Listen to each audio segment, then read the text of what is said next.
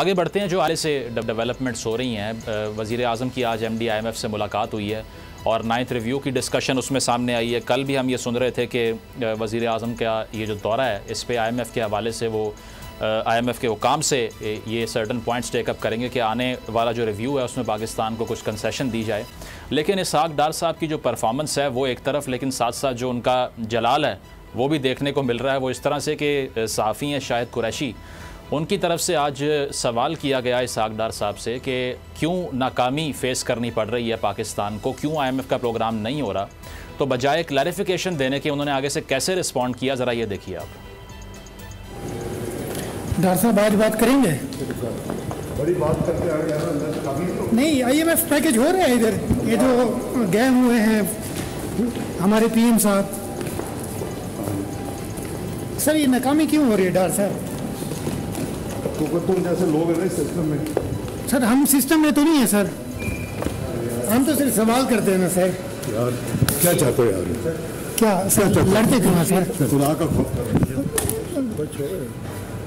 तो ये अफसोसनाक है कि आगे से पहले जवाब ये मिला सहाफ़ी को कि नाकामी क्यों हो रही है। इस सवाल पर जवाब ये मिला कि आपकी तरह के लोगों की वजह से, और उसके बाद में विजिबली नज़र भी आ रहा है कि पुश किया गया ये सहाफ़ी जो शाहिद कुरैशी हैं उनको, और शाहिद कुरैशी का अपना रद्द अमल इस सारे अकाउंट पे क्या है, ज़रा ये भी आपको दिखाते हैं।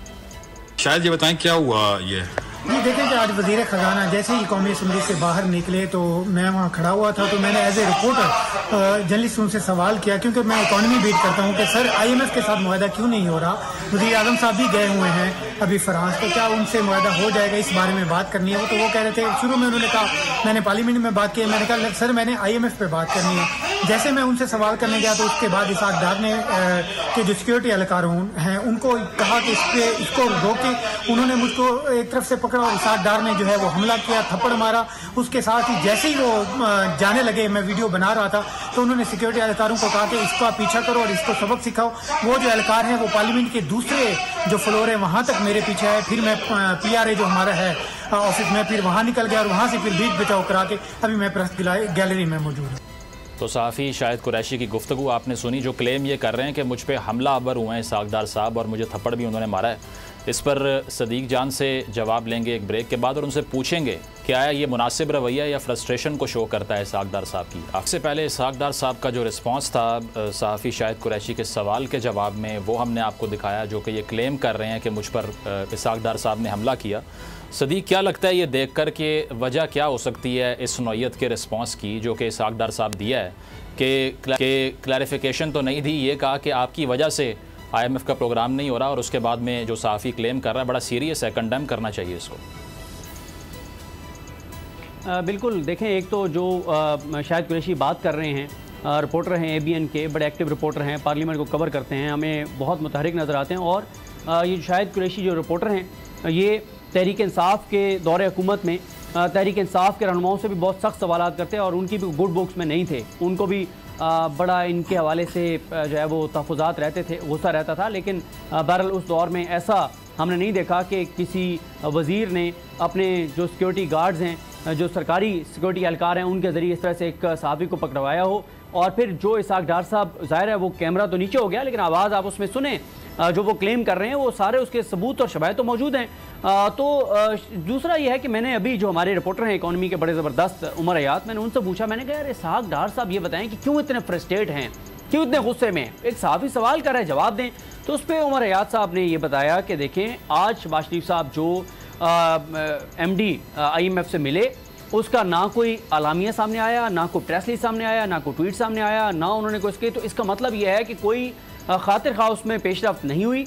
और इसहाक डार साहब जो पहले बड़ी बड़ी भड़कें मारते रहे, धमकियां देते रहे, IMF को मुझसे बेहतर कोई नहीं जानता, कोई मुझे नहीं बताए, और बहुत सख्त बातें करते रहे IMF के वाले से, अब रास्ता कोई मिल नहीं रहा, फ्रस्ट्रेट हैं और गुस्से हो जाते हैं, कोई किसी सवाल का जवाब है नहीं। आप जो दावे करते रहे, पहले आप IMF को आंखें दिखाते रहे, अब आप कभी जाके सऊदी अरब को मिल रहे हैं, उनके लोगों को मिल रहे हैं, कभी आप जाके जो है वो बरतानवी वज़ीर ख़ारजा की मिन्नतें कर रहे हैं, फिर आप अमरीकी सफ़ीर की जाके मिन्नतें कर रहे हैं, आप एक के बाद दूसरे, दूसरे के बाद तीसरे, तीसरे के बाद चौथे मुल्क के पास जा रहे हैं, सबके जाके पाँव पकड़ रहे हैं कि अल्लाह का वास्ता है आप IMF को कहें कि मेहरबानी करें। तो आपको पहले ही बात सोचनी चाहिए थी। देखें IMF जो बात कर रहा है, जो इसहाक डार साहब बहुत बड़ी साजिश बना रहे हैं क्योंकि आलमी साजिश पाकिस्तान के खिलाफ हो रही है, ऐसी बात नहीं है। 3-4 चीज़ें हैं IMF पूछ रहा है कि भाई आपके पास पैसे कहाँ से आएंगे, जो आपने किस्तें देनी है बैरूनी, अच्छा हम तो आपको इतने दे देंगे, बाकी कहाँ से आएंगे। अच्छा फिर IMF कह रहा है कि आपका बजट जो है वो रियलिस्टिक नहीं है। IMF कह रहा है कि आपने जो टारगेट रखा है टैक्स का, ये टैक्स के पैसे कहाँ से आएंगे।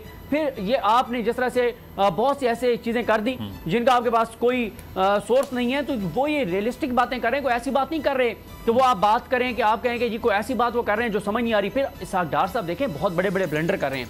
मुझे बताएं मुजम्मिल साहब, बल्कि आप भी इस पर बताएं ज़रा, आप भी अपनी राय दें कि पहले इसहाक डार साहब ने फ्लोर ऑफ द हाउस ये कह दिया कि जनाब वो हमारे जो एटमी असासे हैं उनके पीछे हैं, कुछ लोगों को हमारे एटमी असासे जो है वो खटक रहे हैं उनकी आंखों में। फिर आप ये कहते हैं बैठकर कि IMF जो है वो पाकिस्तान को श्रीलंका बनाना चाहता है और फिर हमसे बात करना चाहता है। तो मुझे बताएं, अगर वजीर खजाना ये बात करेगा, अगर ऐसा है भी, तो क्या किसी मुल्क के वजीर खजाना को ये बात करनी चाहिए इस तरह से फ्लोर ऑफ द हाउस, या ओपनली आके कि IMF ये करना चाहता है? बिल्कुल, इसमें तो देखें ना, कंस्पिरेसी का भी वो जो कह रहे थे जियो पॉलिटिक्स और सियासत हो रही है हमारे खिलाफ, तो जब सवाल उनसे हुआ कि इसके क्या शवाहिद हैं आपके पास, तो उन्होंने कहा कि मैं आवाम के सामने ये बात नहीं कर सकता, ये नेशनल सीक्रेट है। जबकि मौक़िफ़ तो ये होना चाहिए था कि अगर ऐसी जियो पॉलिटिक्स है तो उसको ख़त्म करने के लिए तो आपको ये ज़िम्मेदारी दी है। लेकिन सदीक, जो आपने बात की कि IMF के जो MD से मुलाकात हुई है आज शहबाज शरीफ साहब की, पेशरफ नहीं हुई। मुसद्दिक मलिक साहब कहते हैं कि हमारे पास इस प्लान के फ़ेल होने के बाद जो प्लान B है वो प्लान A से भी तगड़ा है, और वो ये प्लान है कि 112 अरब डॉलर की फ़ंडिंग हम जो है वो सीख कर सकते हैं, जिसमें चीन भी शामिल है, सऊदी अरब भी शामिल है। तो अगर 100+ बिलियन डॉलर की इन्वेस्टमेंट की इनके पास ऑप्शन है, तो फिर 1 अरब डॉलर के लिए क्यों मेहनत कर रहे हैं? क्या लगता है आपको?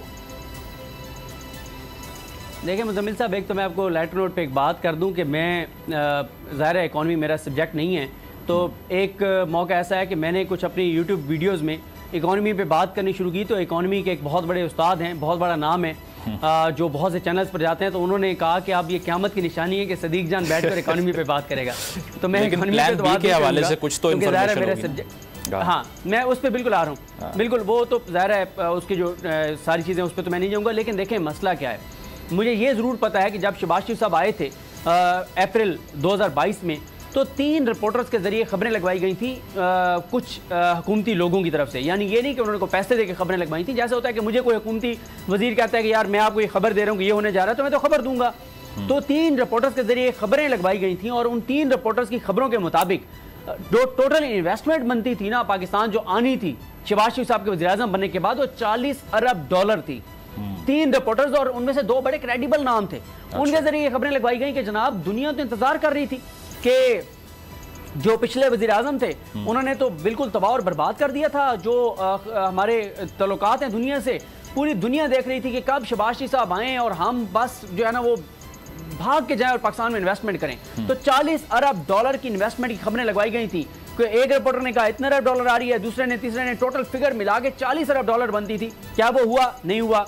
15 माह में मुझे बताएं कोई एक मंसूबा, कोई एक दावा, कोई एक वादा, कोई एक कही गई बात इस हुकूमत की जो पूरी हुई हो। देखें जो ये अभी नया मुआशी प्लान आया है, मैंने बहुत इकॉनमी के लोगों को सुना, मैं उनकी बात आगे बता सकता हूँ कि वो क्या कह रहे हैं। ज़ाहिर है हम सीखते हैं उनसे, सुनते हैं। वो ये कह रहे हैं कि लॉन्ग टर्म में बड़ी ज़बरदस्त चीज़ है।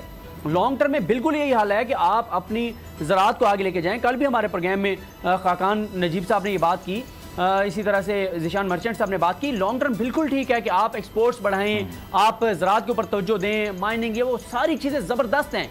लेकिन मसला ये है मुजम्मिल साहब के इस तरह के प्लान तो 2019 में भी बने थे, उनका क्या हुआ? चलें आप कहते हैं यार 2019 को छोड़ दें अब ये, लेकिन ये होगा क्योंकि पूरा तमाम इदारे भी एक पेज पर हैं और ये जरूर होगा। बिल्कुल ठीक है। लेकिन बात ये तो हुकूमत ही 2 माह के लिए है। क्या फिर इसका ये मतलब है कि ये हुकूमत लंबी चलेगी, या इसका ये मतलब है कि ये हुकूमत तो चली जाएगी ये बुनियादी चीजें करके, लेकिन फिर वो जो निगरान एक सेटअप आएगा वो लंबे अरसे के लिए होगा? असल मसला जो है बिल्कुल वो इम्प्लीमेंटेशन का ही मसला है।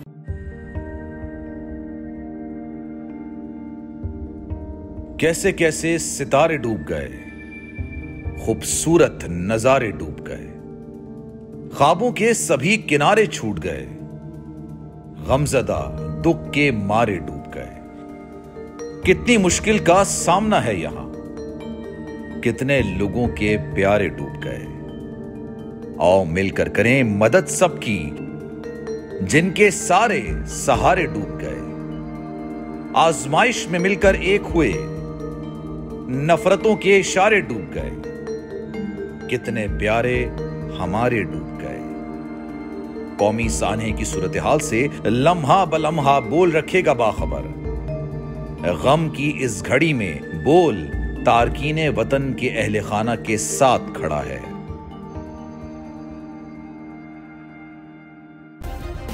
सब्सक्राइब करें और बेल दबाएं ताकि कोई खबर रह न जाए।